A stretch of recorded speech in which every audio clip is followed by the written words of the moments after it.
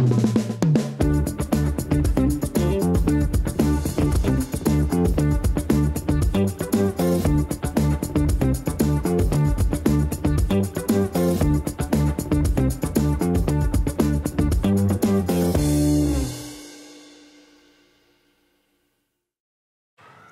guys, sekarang kita mau ngajarin pose supaya kita bisa lebih fierce. Fierce? Oh, Fierce. fierce. Fierce, Oke. bukan fierce. Bukan fierce. Fierce. Ya. Oke. Supaya kalau misalnya kita ngeliat mantan atau misalnya ngeliat gebetan kita tuh kayak pose kita lebih extraordinary aja Oh my gitu. God.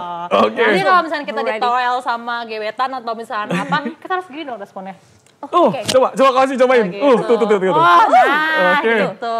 Oke. Jadi caranya itu adalah matanya harus berbicara. Berbicara. Jadi matanya tuh kayak nggak boleh terlalu belok, nggak boleh terlalu sipit. Jadi in between aja.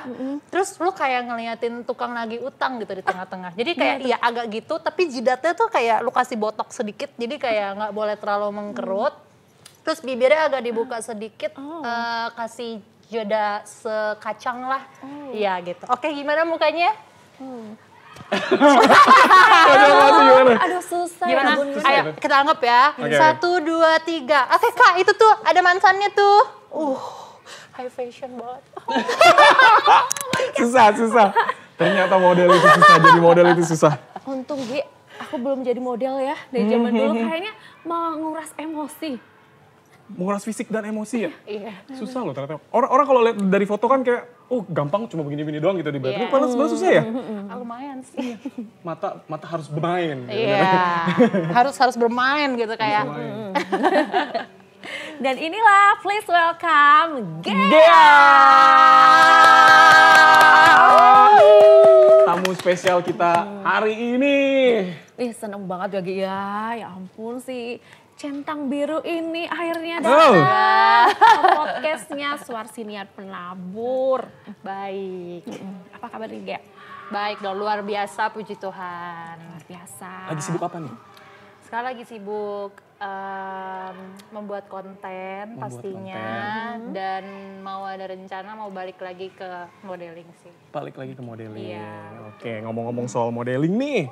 Iya. Kan Gea tuh udah terkenal. Enggak juga. Udah terkenal bener.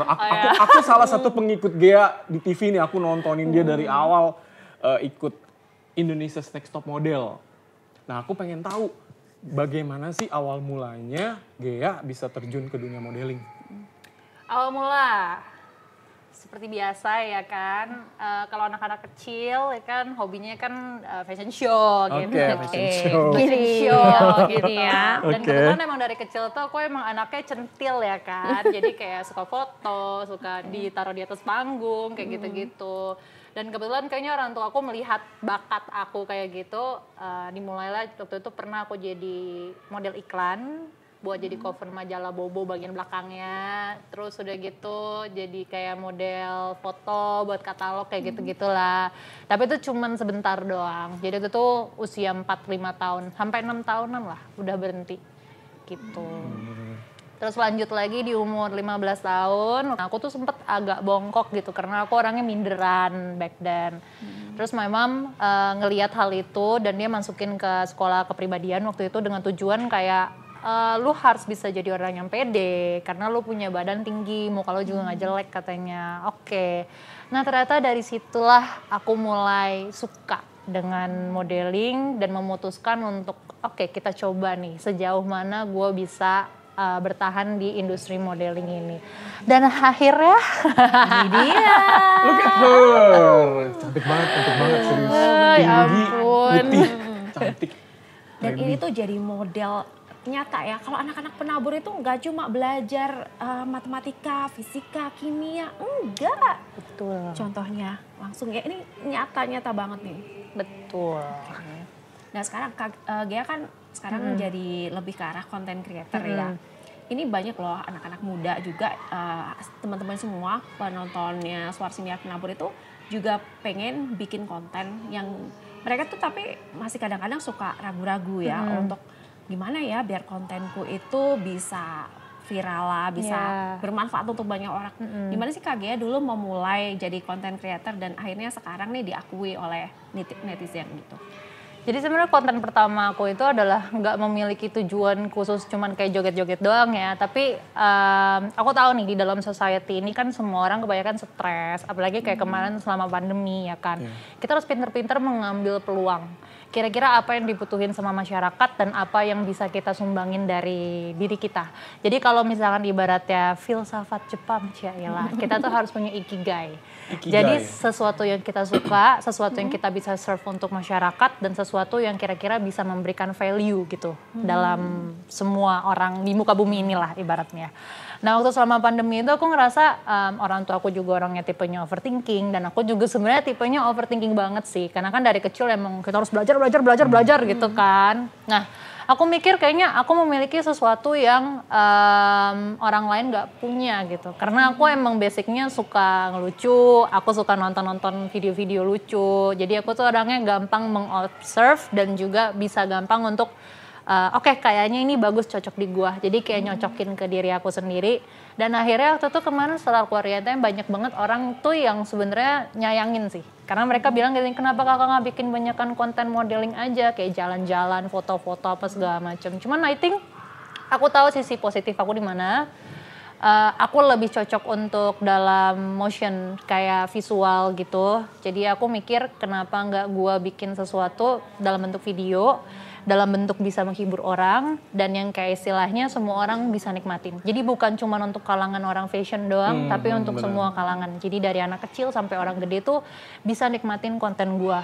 Itu sih yang gua mau sebenarnya. Keren ya. Keren Tujuannya ya. tuh mulia Tuh, gitu ya. peduli sekitar, nggak cuma diri sendiri. Share with society. Share with society. Nah, tadi kan ada sempat nyinggung INTM nih ya, Indonesia's Next Top Model. Itu Ghea itu dulu menyabet gelar runner up ya. Iya, betul. Runner up Indonesia's Next Top Model Cycle 1, cycle yang pertama. Nah, mungkin kan ada adik-adik, teman-teman yang nanti mau ikutan juga atau nanti mau jadi terjun di dunia modeling juga. Iya. Boleh ceritain nggak Kak Ghea nih pengalamannya bisa selama di INTM gitu? Untuk anak-anak yang baru mau mulai ikut terjun ke dalam modeling kayak INTM, saran aku adalah kalian harus bisa kuat di iman, mental, dan pikiran. Karena apa? Walaupun itu memang ajang fashion dan kita memang suka fashion, aku awalnya tidak memikirkan sampai sejauh itu. Jadi pikiran aku adalah cuma lempeng. Sebenarnya kayak oke, juara 1, menang hadiah, mungkin gue bisa travel ke luar negeri jadi model internasional. Pikiran gue cuma sedangkal itu pada waktu itu. Tapi ternyata antusiasmenya dari netizen pun banyak, penikmatnya juga banyak sekali ternyata. Itu yang gak aku pikirkan di awal bahwa akan jadi se-blow up itu, sempat jadi trending topik juga ya kan.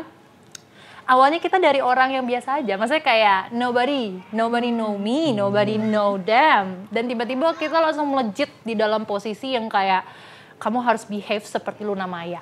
Kan gak bisa, aku bilang itu gak bisa. Karena even untuk menjadi seseorang seperti sosok Luna Maya aja, kayak aku sangat-sangat menghargai dia gitu loh dalam posisi sekarang.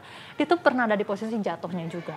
Jadi untuk belajar, untuk menjadi terkenal itu gampang, tapi untuk memiliki mental supaya kita tetap bertahan menjadi di atas itu yang susah lah. Susah. Iya, mental gitu loh. Tapi emang benar nih, tadi yang udah dibilang ya.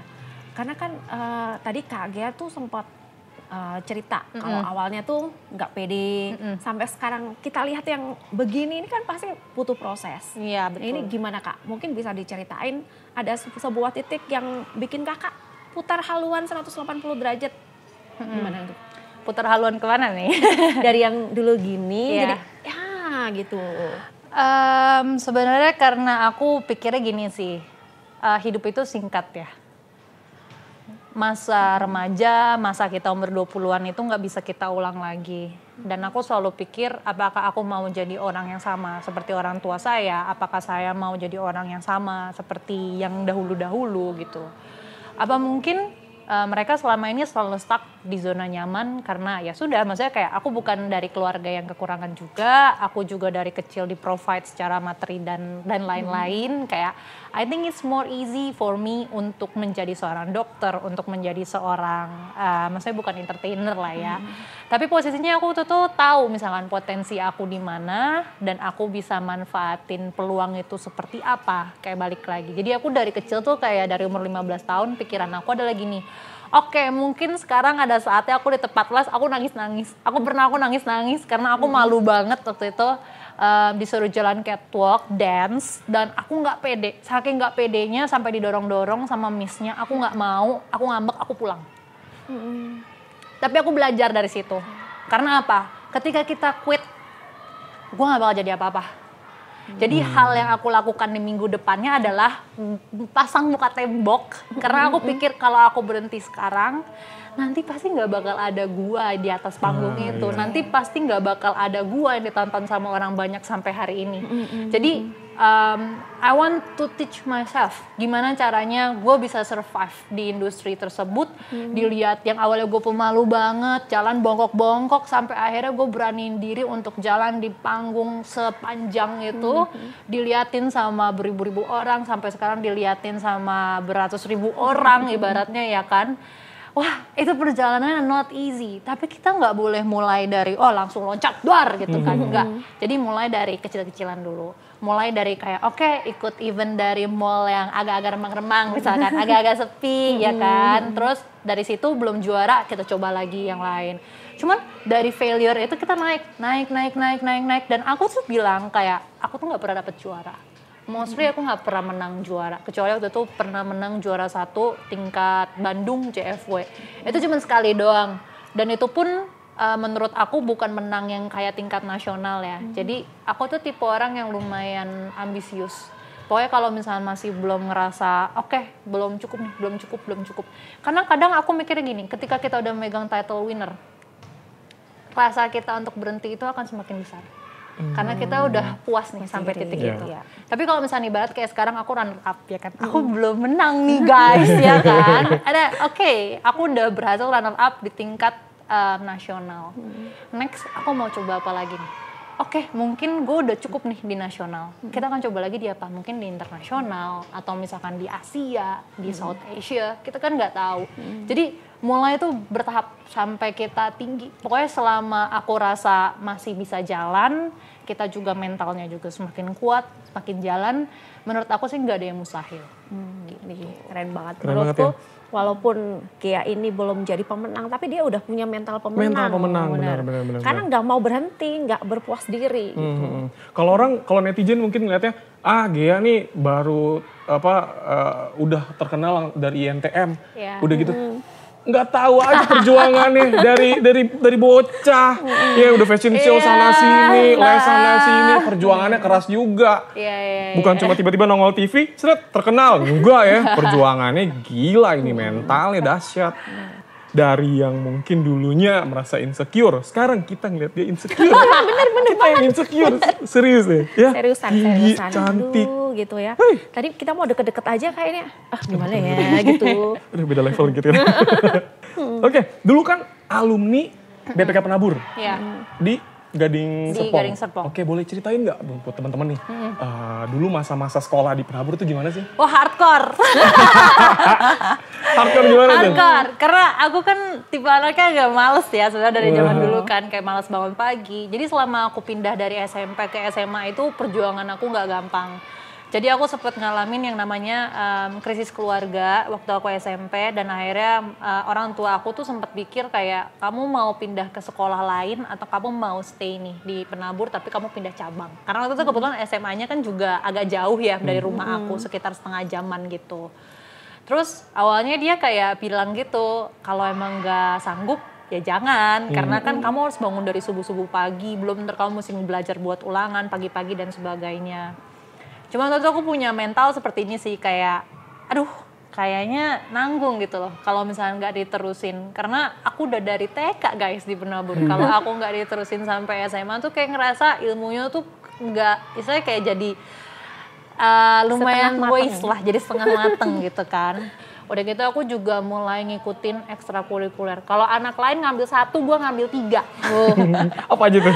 Aku ngambil 3. Waktu itu aku ikut bahasa Jepang, PMR, sama satunya lagi tuh kalau nggak salah, aku sering ganti-ganti deh satunya lagi. Kadang sering ikut English Club lah, buat nonton gratis, kadang ikut apa. Karena itu posisi aku kan kalau tiap kali pulangan terjemput, selalu dijemputnya terakhir ya. Jadi kayak waste of time kalau nggak dipakai baik-baik. Jadi aku selalu ikut hal-hal yang ekstrakurikuler kayak gitu-gitulah. Capek. Aku turun sampai 10 kilo waktu aku Sampai SMA. 10 kilo? Oh iya? Iya. Karena secapek itu. Oh, tapi perjuangannya terbayarkan Iya. akhirnya kan. Tapi ngomong Jadi soal seperti ini. ngomong-ngomong soal penabur tadi dengan hardcore-nya gitu. Iya. Apa ada sih kalau sekarang kita lihat ke belakang manfaat yang didapat dari itu semua perjuangan zaman dulu waktu di penabur? Yang pastinya kalau misalnya anak lulusan penabur kelihatan ya, pertama nggak pernah telat. Oh. Nggak pernah Oh. telat. Catat. Karena kita waktu itu selalu dibiasain kalau di Smart GS ya, udah bel, ini diturunin setengah ya kan. Terus kayak gue udah sampai ngesot di bawah ya kan. Udah pernah ngerasain. Terus udah gitu yang kedua adalah kita jadi orang yang gak gampang nyerah. Mau teman kita nggak naik kelas kayak mau kita apa, pokoknya kita harus survive gitu pikirannya. Ya kan? Dan nomor 3 itu adalah mungkin lebih ke arah kita punya attitude ya. Attitude. Kita lebih tahu gimana caranya kita menghargai orang tua kita, lebih tahu gimana cara menghargai orang-orang di sekitar kita. Ketika kita berbicara dengan orang lain, jangan pegang HP atau apa segala macam. Nilai-nilai itu yang menurut aku sih udah dididik dari lama banget. Jadi ketika kayak orang lihat aku misalnya mau booking buat kerja atau foto, mereka merasa lebih dihargai. Karena dengan pertama itu kita datang selalu tepat waktu, terus kita juga memiliki etos kerja yang baik, dan ketiga juga ketika ada lawan bicara yang ngajak ngomong sama kita juga kayak merasa dihargai. Karena aku ngerasa ketika aku keluar dari SMA dan aku masuk kuliah, ternyata nggak semua anak tuh punya sifat seperti ini. Dan kebetulan waktu aku sekolah di LaSalle, ada beberapa temen aku yang memang dari angkatan aku juga masuk sekolah itu. Kita tuh istilahnya sejelek-jeleknya kita waktu zaman SMA, ketika kita kuliah, pasti nilai kita selalu di atas rata-rata. Jadi menurut aku nggak ada yang sia-sia lah kalau misalnya kita disiplin lah menurut aku. Tapi jujur Li ya, jujur Li, first impression aku ketika tadi pertama kali ketemu dia, humble. Masa sih? Ya, Iya, serius. benar, Aku ngerasa benar. humble. Aku ngerasa humble, aku ngerasa dia humble. Maksudnya ya tadi Iya, pertama kali iya. ketemu pun kita nyaman. Serius, nggak bohong. Wah terima kasih. Pantes, followernya banyak, centang di ini. Follower banyak loh, banyak fans setianya dia. Ini kayaknya memang best banget ya. Be tough, excel worldwide, share with society, trust in God. Aduh, kurang apa lagi ya? Iya. Contoh Paket alumni komplit. yang Kurang jodoh.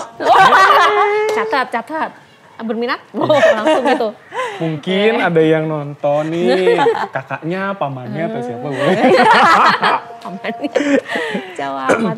Oke, nah sekarang kan bukan cuma dunia modeling nih kan dia kan, tapi konten creator juga. Boleh dong bagi-bagi tips jadi konten creator, soalnya channelnya postingan-postingan Kak Gea ini tuh menghibur banget sebagai konten creator, serius.